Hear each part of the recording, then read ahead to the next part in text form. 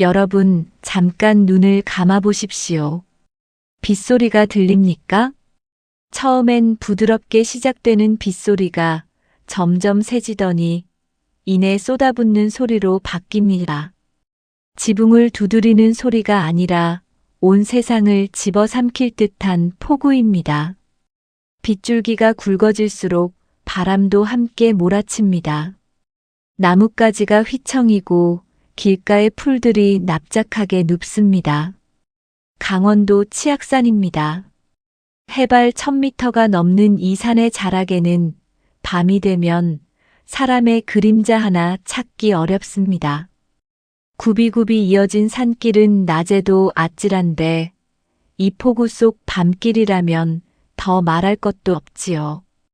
가드레일 너머로는 아무것도 보이지 않습니다. 그냥 검은 절벽입니다. 까마득한 어둠입니다. 바로 그 길 위에서 오늘 밤 이야기가 시작됩니다. 1장 치악산의 빗속에서 2024년 9월 늦여름의 장맛비가 다시 한번 강원도를 두드리던 어느 밤이었습니다. 치악산 오르막 도로, 구불구불한 2차선 산길 위로 검은 세계 최고급 세단 한 대가 달리고 있었습니다. 차의 이름은 미래모터스 MX700. 국내 1위 자동차 그룹인 미래모터스가 만든 최고급 의전 차량이었습니다. 가격만 해도 2억 원이 훌쩍 넘는 차였지요. 앞 유리에는 와이퍼가 쉴 새 없이 좌우로 움직이며 빗줄기를 걷어냈습니다만 그래도 시야는 형편없었습니다. 운전석에는 20년 경력의 베테랑 기사 김 씨가 앉아 있었습니다. 두 손으로 핸들을 꽉 쥔 채 몸을 앞으로 기울이고 눈을 부릅뜨고 있었습니다. 오늘따라 어쩐지 기분이 이상했습니다. 차가 평소와 다르게 느껴졌습니다. 브레이크를 밟을 때마다 미묘하게, 아주 미묘하게 반응이 늦는 것 같았습니다. 기분 탓이겠지. 빗길이니까. 김 씨는 스스로를 다독이며 속도를 줄였습니다. 뒷좌석에는 이 차의 주인, 미래모터스 그룹의 회장 장태산이 앉아 있었습니다. 올해 66의 장태산 회장. 빳빳하게 풀먹인 흰 와이셔츠에 짙은 남색 양복. 머리카락은 반백이었지만 등은 꼿꼿했고 눈빛은 날카로웠습니다. 한국 자동차 산업의 살아있는 역사라 불리는 사람. 맨손으로 공장 바닥에서 시작해 대한민국 최대 자동차 그룹을 일군 사람. 그러나 오늘따라 그 눈빛이 어딘가 흐릿했습니다. 창문에 이마를 기댄 채 그는 빗속 어둠을 바라보고 있었습니다. 10년이었습니다. 10년 전 오늘 그는 아들 내외와 어린 손자를 잃었습니다. 교통사고였습니다. 아니, 정확히는 뺑소니 사고였습니다. 강원도 어느 강가 도로에서 아들 내외가 탄 차가 다른 차에 치여 강으로 추락했습니다. 아들과 며느리는 그 자리에서 세상을 떠났습니다. 그리고 뒷좌석에 타고 있던 새 살배기 손자는 강물 속으로 사라졌습니다. 시신조차 찾지 못했습니다. 민재, 내 아들 민재, 현숙, 내 손자 현숙. 장 회장은 눈을 질끈 감았습니다. 10년이 지나도 그 이름들은 가슴에 칼처럼 박혀 있었습니다. 바로 그때였습니다. 회장님, 김 씨의 목소리가 갑자기 날카로워졌습니다. 그와 동시에 차가 심하게 흔들렸습니다. 오르막이 끝나고 내리막이 시작되는 급커브 구간. 김 씨가 브레이크를 힘껏 밟았지만 차가 제대로 서지 않았습니다. 브레이크 페달이 그냥 푹 꺼져 들어가 버리는 느낌이었습니다. 마치 허공을 밟는 것처럼. 브레이크가 김 씨가 외마디 비명을 질렀습니다. 차는 미끄러졌습니다. 빗물에 젖은 아스팔트 위에서 2톤이 넘는 쇳덩어리가 제어를 잃고 옆으로 흘러갔습니다. 핸들을 꺾어봐도 소용없었습니다. 차는 비명을 지르듯 가드레일을 들이받았고 쾅 마이너스 하는 굉음과 함께 가드레일을 찌그러뜨리며 절벽 끝에 걸쳐졌습니다. 차의 앞부분 절반이 절벽 밖으로 튀어나왔습니다. 아래는 까마득한 낭떠러지. 에어백이 터지면서 운전석의 김 씨는 충격으로 정신을 잃었습니다. 뒷좌석의 장 회장은 간신히 의식은 유지했지만 차체가 심하게 찌그러지면서 몸이 완전히 끼어버렸습니다. 오른쪽 다리가 시트와 문 사이에 꽉 눌려 꼼짝할 수 없었습니다. 차가 조금씩, 아주 조금씩 앞으로 기울어지고 있었습니다. 절벽 쪽으로. 살려주세요. 누구 없습니까? 장태산 회장이 평생 처음 내지르는 목소리였습니다. 수십 년간 수천 명을 이끌며 한 번도 흔들리지 않았던 그 목소리가 이 폭우 속에서 떨리고 있었습니다. 빗소리가 모든 것을 집어삼켰습니다. 아무도 없었습니다. 이 밤 이 산길에는. 그런데 빗속 어둠 저편에서 무언가 움직이는 것이 있었습니다. 작은 형체였습니다. 누더기처럼 낡은 노란 우비를 걸치고 빗속을 달려오는 조그만 아이. 신발은 한 짝이 찢어진 운동화. 손에는 낡은 스패너 하나가 들려 있었습니다. 폐차장에서 사는 아이 강우였습니다. 10살이었습니다. 의장. 기계 소리를 듣는 아이. 강우는 멈추지 않았습니다. 절벽 끝에 걸린 차를 보고도 멈추지 않았습니다. 어른이었다면 무서워서 발이 굳었을 상황이었습니다. 하지만 이 아이는 달랐습니다. 차 옆으로 달려가더니 귀를 기울였습니다. 그리고 얼굴색이 확 변했습니다. 아저씨, 차 안에 계세요? 있다. 꼬마야, 어서 어른을 불러와. 119에 전화해. 전화는 지금 터미널이 끊겼어요.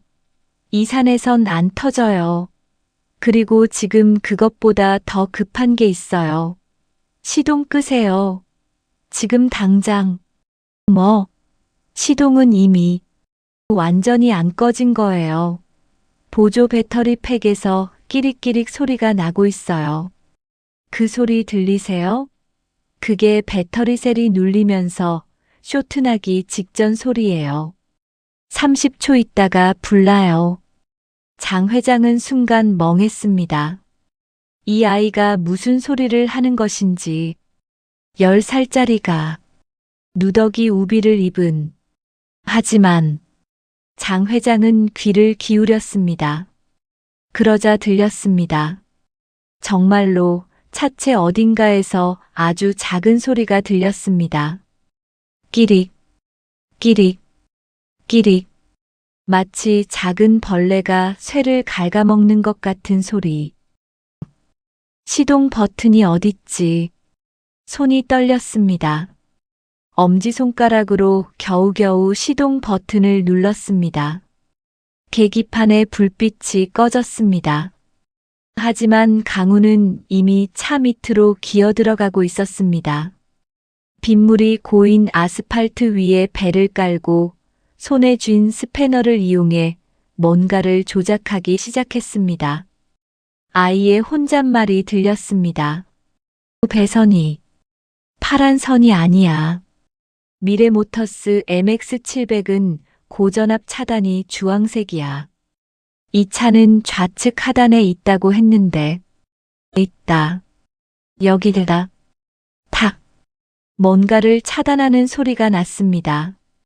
그리고 정확히 30초가 지났습니다. 차의 앞쪽 후드 사이로 검은 연기가 솟구쳤습니다. 퓨즈박스가 타는 냄새가 빗속에서도 진하게 풍겼습니다. 하지만 불꽃은 없었습니다. 폭발은 없었습니다.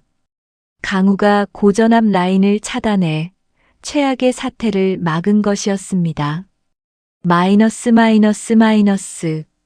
강우는 다시 일어났습니다. 온몸이 빗물과 기름으로 뒤범벅이 된 채로 아이는 차의 뒷문 쪽으로 갔습니다. 찌그러진 문은 손잡이가 소용없었습니다. 강우는 스패너로 경첩 부분을 두드리기 시작했습니다. 쾅, 쾅, 쾅. 아이의 가녀린 팔에서 생각지 못한 힘이 나왔습니다. 문이 삐걱거리며 열렸습니다. 장 회장과 눈이 마주쳤습니다. 빗속에서 보는 아이의 얼굴은 새카맣게 때가 탄 얼굴이었습니다. 머리카락은 빗물에 젖어 이마에 달라붙어 있었습니다. 하지만 그 눈이 이상하게도 반짝였습니다. 두렵다거나 당황했다거나 하는 기색이 없었습니다. 그냥 차분했습니다. 마치 이런 상황에 익숙한 것처럼. 다리 끼인 거죠? 제가 잡아당길게요. 아프더라도 참으세요. 그로부터 2시간이 지났습니다. 마침내 반대편에서 오던 트럭 운전사가 사고 현장을 발견하고 신고를 했습니다. 구급대원들이 도착했을 때 장태산 회장은 가드레일 옆에 앉아 있었습니다. 무릎에 찢어진 상처를 입었지만 살아 있었습니다. 기사 김 씨도 의식을 되찾았습니다. 그리고 그 옆에 낡은 우비를 뒤집어 쓴 작은 아이가 조용히 앉아 있었습니다. 구급대원이 강우를 발견하고 다가갔습니다. 얘야, 너 다친 데 없어? 가족은? 강우는 잠시 대답이 없었습니다. 그러다 무덤덤하게 말했습니다. 없어요. 단 2글자였습니다. 없어요. 그 2글자에 장태산 회장의 심장이 이상하게 쿵 내려앉았습니다.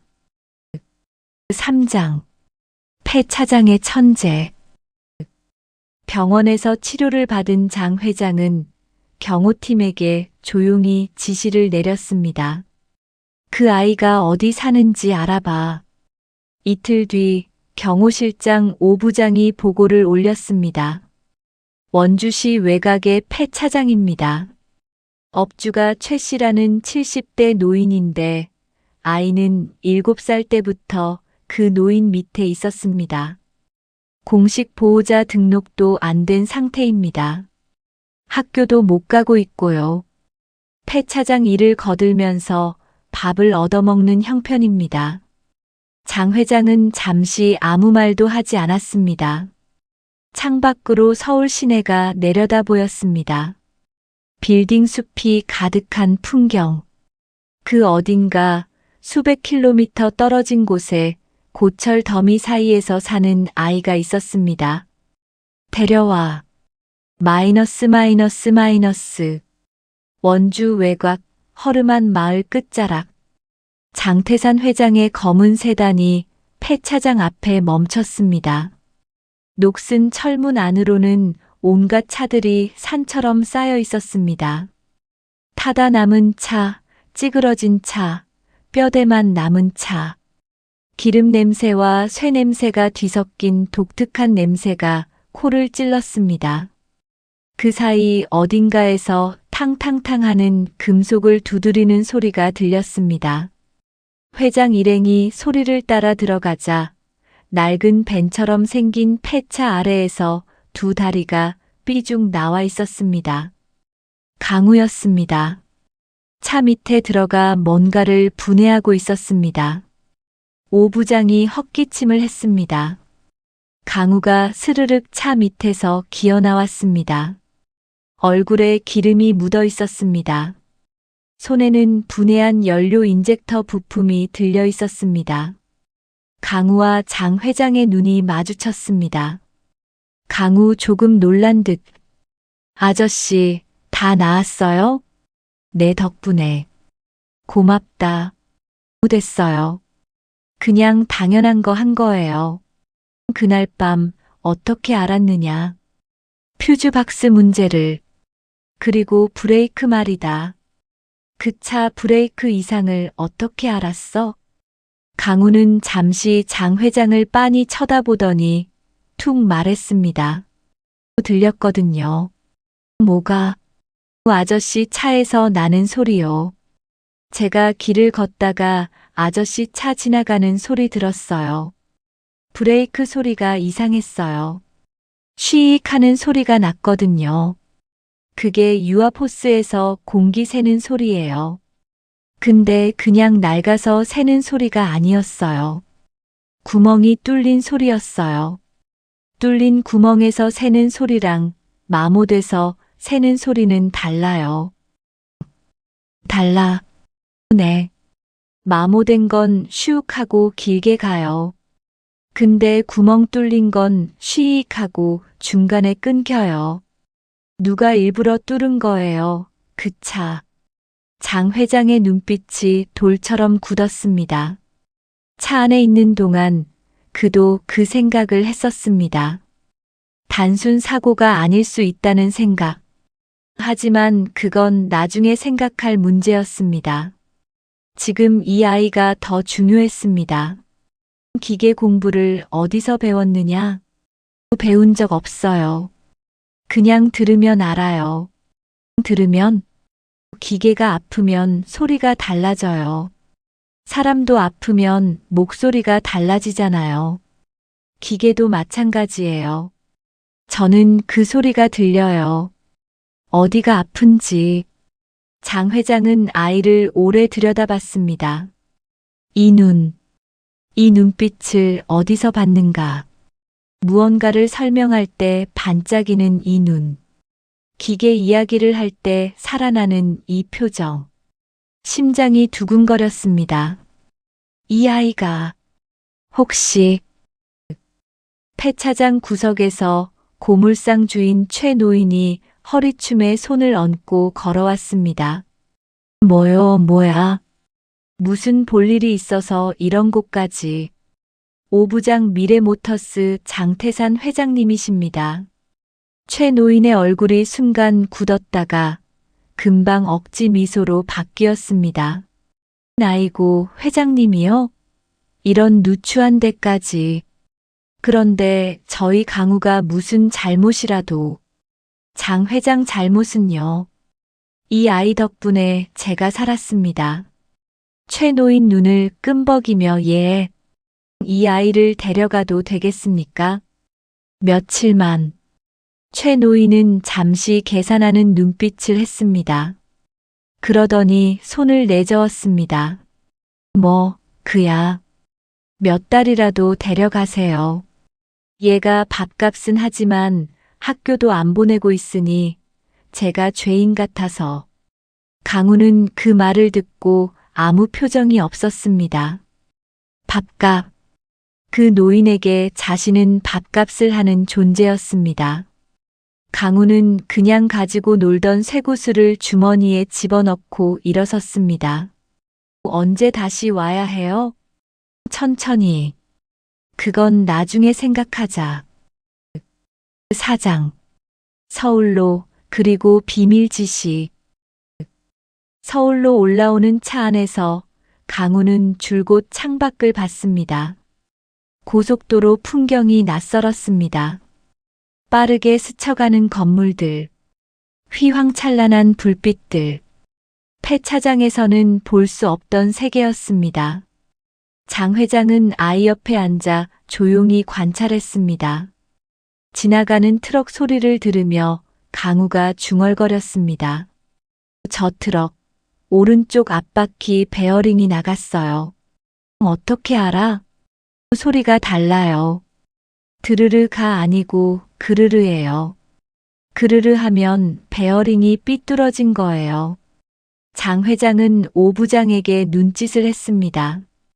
오 부장이 트럭의 번호판을 적었습니다. 나중에 확인한 결과 실제로 그 트럭은 정비소에 입고되어 오른쪽 앞 허브 베어링을 교체했습니다. 장 회장은 그날 밤 혼자 집무실에 앉아 오래 생각했습니다. 그리고 비서실장 이전무를 불렀습니다. 강우 칫솔 하나 챙겨놔. 그리고 내 머리카락도 내일 아침 일찍 유전자 분석실로 보내게. 비밀이야. 아무도 몰라야 해. 특히 장 회장이 잠시 멈췄습니다. 특히 최 전무는 절대로. 이 전무가 숨을 들이켰습니다.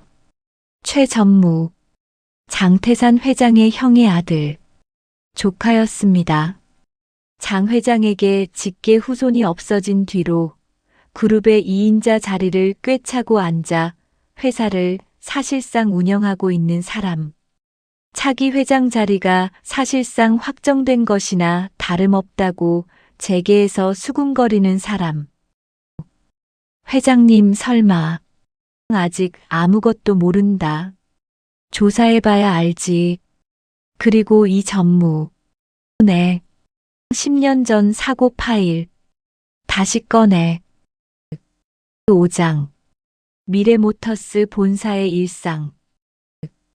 강우는 장 회장의 서울 저택에서 며칠을 지냈습니다. 처음에는 어색했습니다. 아이가 살던 폐차장 옆 창고와는 비교도 할 수 없을 만큼 크고 깨끗한 방. 하얀 이불, 부드러운 침대, 밥상에는 따뜻한 음식이 가득했습니다. 그런데 강우는 밥을 먹다가 종종 멈췄습니다. 왜 입에 안 맞아요? 아니요. 맛있어요. 근데 고등어 조림이 없어요. 피식 웃으며 고등어 조림? 그게 먹고 싶어요? 폐차장에서 최 아저씨가 가끔 해줬는데 그게 제일 맛있었거든요. 다음 날 아침 밥상에 고등어 조림이 올라왔습니다. 강우는 그날 처음으로 밥을 2공기 먹었습니다. 마이너스. 장 회장은 강우를 미래모터스 본사에 데려갔습니다. 정비연구소였습니다. 연구소 소장 이 박사는 처음엔 어리둥절했습니다. 회장이 웬 꼬마를 데려왔을까? 하지만 이내 입이 딱 벌어졌습니다. 이 박사가 시험 삼아 물었습니다. 이 엔진 소리 들어봐. 뭐가 잘못됐는지 알겠어? 엔진이 구동되는 소리가 났습니다. 보통 사람이 들으면 그냥 평범한 엔진 소리였습니다. 강우가 눈을 감았습니다. 10초 정도 듣더니 말했습니다. 3번 실린더 흡기 밸브요. 밸브 타이밍이 0.3mm 정도 틀어진 것 같아요. 그래서 탁탁 소리가 다른 실린더보다 조금 빨리 나요. 이 박사가 기술팀에게 확인하도록 했습니다. 결과가 나왔습니다. 3번 실린더 흡기 밸브 타이밍이 0.28mm 오차. 강우가 말한 것과 거의 정확하게 맞았습니다. 연구소가 술렁였습니다. 정밀 장비로도 겨우 잡아내는 수치를 이 아이가 귀로 들어서 맞힌 것이었습니다. 낮은 목소리로 장 회장에게 회장님, 이 아이 어디서 난 겁니까? 조금만 기다려보게. 6장. 유전자 검사 결과. 닷새 뒤 결과가 나왔습니다. 이 전무가 두꺼운 봉투를 가져왔습니다. 장 회장은 집무실에 혼자 앉아 봉투를 열었습니다. 2장짜리 보고서였습니다. 첫 번째 장은 유전자 분석 결과였습니다. 맨 아래 줄에 굵은 글씨로 쓰여 있었습니다. 친자 관계 성립 확률 99.97%. 두 번째 장은 10년 전 사고 재조사 보고서였습니다. 장 회장은 두 번째 장을 읽기 전에 잠시 멈췄습니다. 창밖을 봤습니다. 서울의 하늘이 맑았습니다. 구름 한 점 없는 가을 하늘이었습니다. 그의 눈에 눈물이 맺혔습니다. 살아 있었습니다. 현수가, 내 손자가, 강에서 떠내려간 줄만 알았던 새 살배기 아이가 10년 동안 폐차장에서 기름 냄새 맡으며 쇠굿을 굴리며 살고 있었습니다. 장 회장은 손으로 눈을 가렸습니다. 눈물을 안 보이려는 것인지 아니면 눈물을 막으려는 것인지 스스로도 알 수 없었습니다. 그러나 곧 손을 내렸습니다. 눈이 다시 굳어졌습니다. 울 시간이 없었습니다. 범인을 먼저 잡아야 했습니다. 두 번째 장을 읽었습니다. 10년 전 사고의 재조사 내용은 이러했습니다. 아들 내외가 탄 차를 들이받은 뺑소니 차량. 경찰은 당시 차량을 찾지 못했고 미제 사건으로 남았습니다. 그런데 이번에 이 전무가 수소문에서 찾아낸 목격자 한 명이 있었습니다. 사고 당시 반대편 도로를 지나던 택시 기사였습니다. 그 택시 기사가 10년 전엔 무서워서 신고를 못했다고 했습니다. 차 번호의 앞자리를 기억하고 있었습니다. 그리고 그 번호는 현재 미래모터스 그룹 전략기획 담당 최 전무의 차량과 일치했습니다. 최재호, 장태산 회장의 형의 아들, 조카. 10년 전 회사 상속을 노리고 아들 내외를 죽인 사람, 손자마저 없애려 했던 사람, 그리고 최근엔 장 회장 본인을 죽이려 다시 손을 쓴 사람. 장 회장은 보고서를 책상 위에 내려놓았습니다. 손이 떨렸습니다. 분노인지 슬픔인지 모를 감정이 온몸을 훑고 지나갔습니다. 하지만 그는 아무에게도 아직 말하지 않기로 했습니다. 더 완벽한 증거가 필요했습니다. 그리고 그 증거가 예상치 못한 곳에서 나타났습니다. 7장. 블랙박스가 말하는 진실. 강우는 서울에 온 뒤로 틈만 나면 연구소에 가서 차를 들여다봤습니다. 어느 날 강우는 연구소 창고에서 낡은 차 한 대를 발견했습니다. 이 박사에게 저 차는요? 10년 전 사고 차량이야. 회장님이 처분하지 말라고 해서 그냥 놔둔 거야. 고칠 수 있어요? 고칠 게 뭐가 있겠어. 폐차 직전이고. 블랙박스요. 메모리가 녹아있을 것 같은데 복원할 수 있을 것 같아요. 이 박사가 멈췄습니다. 블랙박스는 이미 10년 전에 확인했어. 데이터가 다 손상돼서. 손상된 거랑 지워진 거랑 달라요. 메모리 칩 자체가 살아있으면 복원 가능해요. 제가 해봐도 돼요? 강우가 사흘을 매달렸습니다. 고물 납땜기와 구식 데이터 복원 도구들을 가져다 쓰면서 아이는 끼니도 거르고 그 낡은 메모리 칩을 들여다봤습니다. 연구소 직원들이 신기한 눈으로 지켜봤습니다. 10살짜리가 혼자 이런 작업을 하는 걸 본 사람이 없었습니다.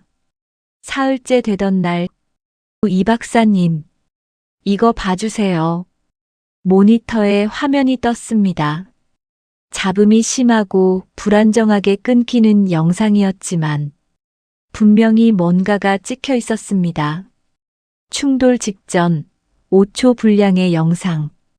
뒤에서 고의적으로 들이받는 차 한 대. 그리고 번호판. 이 박사의 손이 떨렸습니다. 이걸 회장님께 보여드려야 해. 그 차 번호판 어디서 본 것 같은데요. 지하 주차장에서요. 이 박사의 얼굴이 하얗게 질렸습니다. 그 번호판은 지하 주차장에 지금도 있었습니다. 최 전무의 차였습니다. 이 소식은 곧 장 회장에게 전달되었습니다. 그리고 또 다른 누군가에게도 전달되었습니다. 그 연구소에는 최 전무의 신복이 한 명 있었습니다. 8장 납치. 강우가 연구소에서 혼자 늦게까지 작업을 마치고 나오던 밤이었습니다. 주차장을 가로질러 나오는데 갑자기 뒤에서 손이 나타났습니다. 입을 막는 커다란 손. 그리고 강우는 정신을 잃었습니다. 눈을 떠보니 낯선 곳이었습니다. 넓고 어두운 공장. 천장이 높았습니다. 녹슨 철제 기둥들이 줄지어 서 있었습니다. 냄새로 알 수 있었습니다. 쇠 냄새, 오래된 기름 냄새, 폐공장이었습니다. 강우는 컨베이어 벨트 위에 묶여 있었습니다. 손목과 발목이 두꺼운 끈으로 묶인 채, 그리고 저편에서 구두 소리가 울렸습니다. 또각, 또각, 또각, 가까워졌습니다. 구두 소리의 주인이 조명 아래로 들어섰습니다. 50대 초반의 남자. 비싼 양복. 번들거리는 머리카락. 그러나 눈빛이 차가웠습니다. 냉기가 돌았습니다.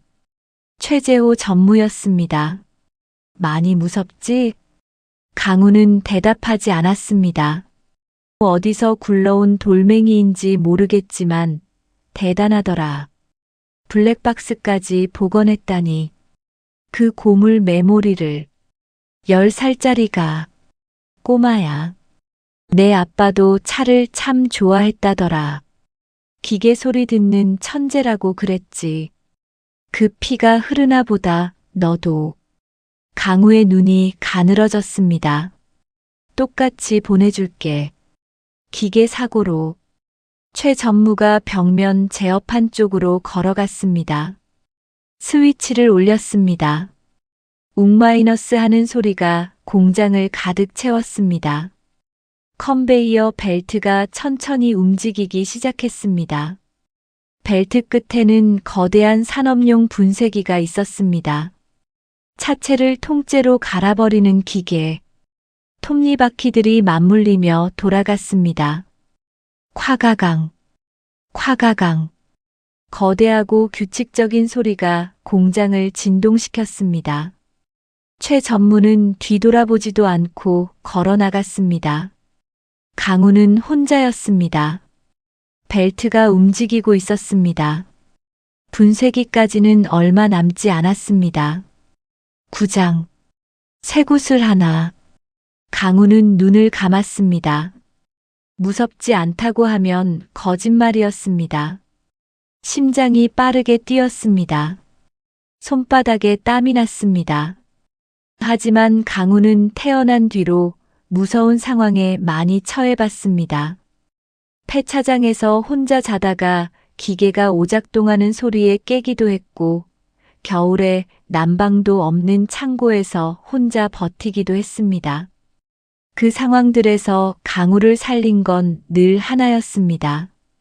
소리를 듣는 것. 강우는 귀를 열었습니다. 분쇄기 소리가 들렸습니다. 콱가강, 콱가강. 규칙적으로, 규칙적으로. 그런데 귀를 집중하자 그 규칙 속에서 불규칙한 것이 들렸습니다. 콱가강, 콱가강, 콱가. 그르릉. 콱가강. 찰나의 차이였습니다. 하지만 분명히 달랐습니다. 속으로 3번 기어. 뭔가 끼어 있어. 이물질이. 그 기어만 공략하면. 강우는 몸을 틀었습니다. 묶인 손이 아팠습니다. 하지만 이를 악물고 손목을 비틀었습니다. 오른손 주머니 쪽으로 손이 닿을 것 같았습니다. 주머니 안에 쇠구슬이 있었습니다. 폐차장에서 줍고 다닌, 늘 가지고 다니는 쇠구슬 3개. 손가락 끝이 주머니 입구에 닿았습니다. 조금만 더, 조금만 더. 손목 살같이 끈에 쓸려 피가 났습니다. 아랑곳하지 않았습니다. 주머니 안으로 손가락 2개가 들어갔습니다. 쇠구슬이 잡혔습니다. 쥐었습니다. 강우는 분쇄기 쪽을 봤습니다. 소리로 위치를 파악했습니다. 분쇄기 위쪽 환풍구가 어디 있는지 바람이 나오는 방향으로 위치를 잡았습니다. 컨베이어 벨트가 계속 움직였습니다. 시간이 없었습니다. 강우는 묶인 손을 비틀어 있는 힘껏 쇠구슬을 던졌습니다. 틱 마이너스. 작은 소리였습니다. 쇠구슬이 환풍구 철망에 맞는 소리. 튕겼습니다. 들어가지 않았습니다. 강우는 이를 악물었습니다. 2번째 쇠구슬을 꺼냈습니다. 조준했습니다. 분쇄기 소리를 들었습니다. 그르릉 하는 불규칙 소리가 나는 타이밍. 그때 기어가 일순간 느려진다는 것을 강우는 알았습니다. 그 타이밍에 맞춰 그르릉, 팅, 타탁. 이번엔 들어갔습니다. 그리고 0.5초 뒤 콰지직 마이너스 탁. 기어 사이에 쇠구슬이 끼면서 모터에 과부하가 걸렸습니다. 스파크가 튀었습니다. 과부하 전류가 퓨즈를 태웠습니다. 공장 전체가 암흑이 됐습니다. 컨베이어 벨트가 멈췄습니다. 강우는 그 자리에 가만히 누워 천장의 어둠을 올려다봤습니다. 가슴이 쿵쿵거렸습니다. 했습니다. 10장. 어둠 속의 구조. 어둠 속에서 비상구 쪽에서 빛이 들어왔습니다. 손전등 불빛들. 여러 개. 그리고 뛰어오는 발소리들. 강우. 강우 있어. 경호원들이 손전등을 휘두르며 공장 안으로 뛰어들어왔습니다. 컨베이어 벨트 쪽으로 다가갔습니다. 오 부장이 손전등으로 강우를 비쳤습니다. 강우는 묶인 채로 누워 있었습니다. 손목에 피가 났지만 눈은 떠 있었습니다. 늦었네요. 야, 이 녀석아. 얼마나 찾았는 줄 알아. 저 미리 신호 보냈는데요. 그게 도대체 무슨 신호야? 스마트워치에서 갑자기 숫자가 왔는데 위도 경도 좌표요. 이 건물 좌표예요. 직접 코딩한 거예요. 오 부장은 할 말을 잃었습니다. 장태산 회장이 공장 안으로 들어왔습니다. 강우를 보자마자 성큼성큼 걸어왔습니다. 무릎을 꿇고 강우 앞에 앉았습니다. 괜찮냐? 네. 손이 왜 이래? 쇠굿을 던지려고 손 뻗다가 장 회장이 강우의 손을 2손으로 감쌌습니다. 노인의 크고 거친 손이 아이의 작고 상처난 손을 덮었습니다. 아무 말도 없었습니다. 어둠 속에서 그 둘은 그냥 그렇게 있었습니다. 한편 최재호 전무는 공장 밖 주차장에서 자신의 최신형 전기차에 올라타고 있었습니다. 경찰이 온다는 보고를 받고 급하게 도망치려는 것이었습니다. 시동 버튼을 눌렀습니다. 아무 반응이 없었습니다. 다시 눌렀습니다. 역시 반응이 없었습니다. 엑셀을 밟아봤습니다. 그 순간 차 문이 찰칵 마이너스 하고 모두 잠겼습니다. 그리고 계기판에 문자가 떴습니다. 현재 위치 정보를 경찰서로 전송 중입니다. 잠시 기다려 주십시오. 최 전무가 핸들을 두드렸습니다. 창문 버튼을 눌렀습니다. 차는 꿈쩍도 하지 않았습니다. 완전히 잠긴 채로 주차장 한가운데서 폐공장 입구에서 빛이 새어나왔습니다. 어둠 속에서 강우가 걸어 나왔습니다. 손목에 붕대를 감은 채로 최 전무가 차 창문 너머로 강우를 받습니다. 시동 걸지 마세요, 아저씨. 엑셀 밟으면 문이 잠기고 경찰서로 위치 전송되게 BMS 로직 바꿔놨거든요. 이미 밟으셨으니까 이미 전송됐겠지만요. 이 쥐새끼 같은 놈이. 강우는 대꾸하지 않았습니다. 최 전무의 욕설을 듣고도 표정 하나 변하지 않았습니다. 멀리서 경찰차 사이렌 소리가 들려왔습니다. 처음엔 희미하게, 그러다 점점 가까이, 그리고 붉고 파란 불빛이 폐공장 담장 너머를 물들이기 시작했습니다. 최재호 전무는 그 최신형 전기차 안에서 꼼짝없이 앉아 있었습니다. 11장. 진실을 말할 시간. 최재호 전무가 체포되던 날 밤, 장태산 회장은 강우를 데리고 저택으로 돌아왔습니다. 거실 소파에 나란히 앉았습니다. 박 여사가 따뜻한 율무차 2잔을 내왔습니다. 오래 침묵이 흘렀습니다. 강우가 먼저 물었습니다. 저 뭔가 숨기고 있는 거 있죠? 눈치챘느냐? 아저씨 심장 소리가요. 제 옆에 있을 때 달라져요. 빨라지면서도 조용해지는 것 같아요. 그게 뭔가 말하고 싶은데 못하는 사람 소리 같아서. 장 회장은 그 말을 듣고 작게 웃었습니다. 기계 소리만 듣는 것이 아니었습니다. 이 아이는 사람 소리도 들었습니다. 현수야. 강우가 굳었습니다.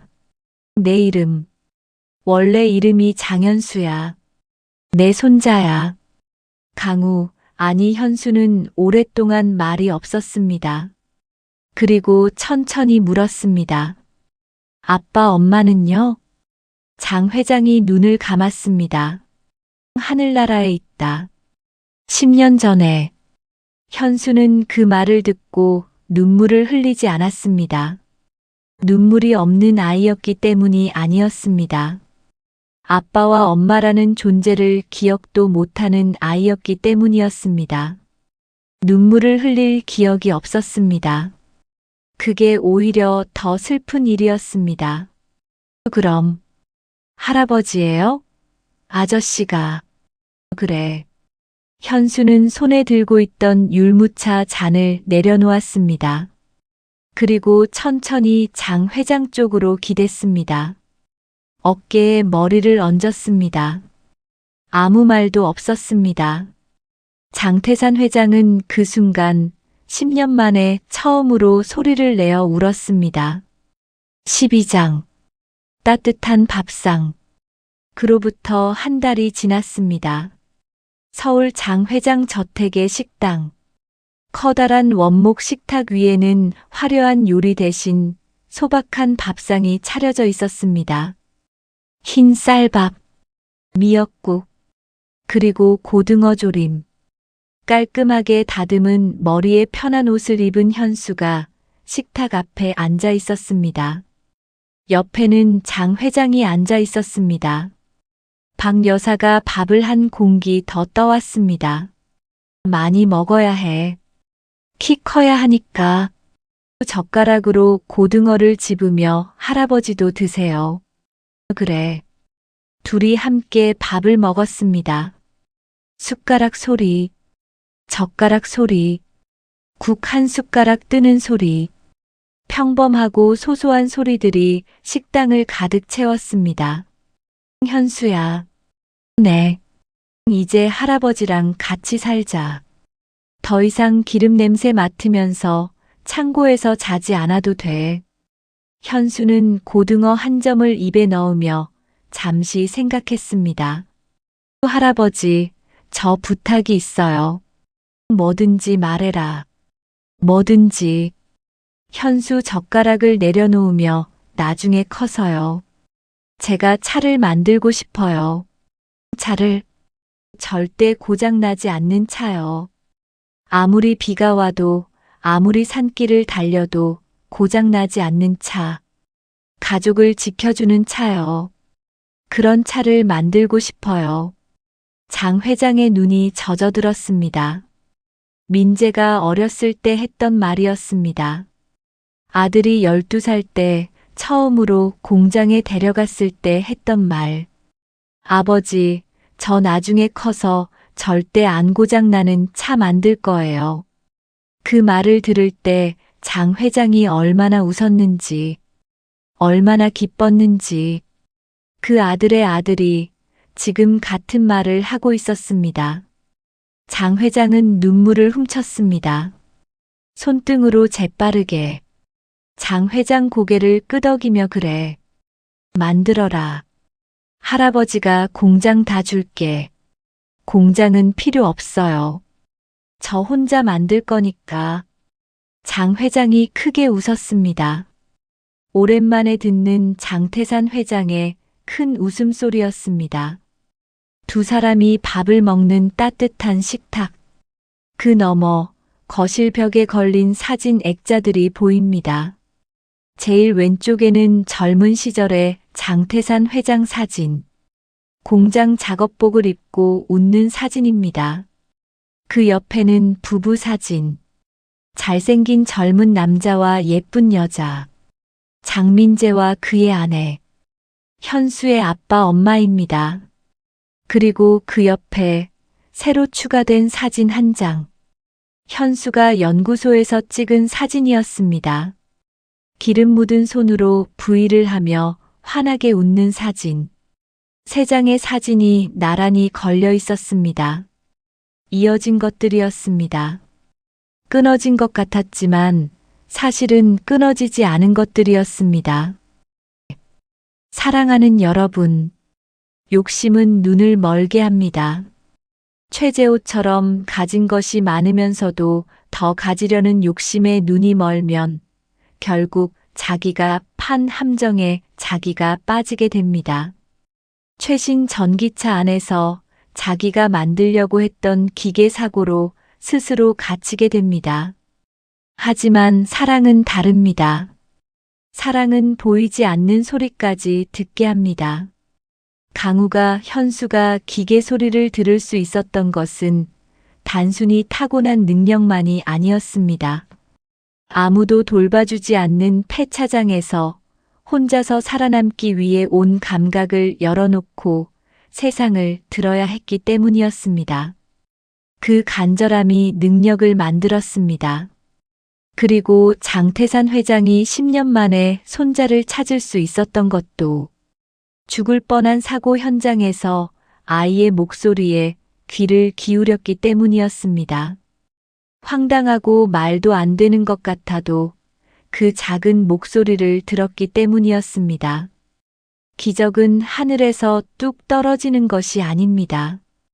간절히 귀를 여는 사람에게 세상이 보내는 작은 신호입니다. 10년 만에 찾은 핏줄. 그 기적은 우연이 아니었습니다. 서로를 향한 간절함이 만들어낸 필연이었습니다.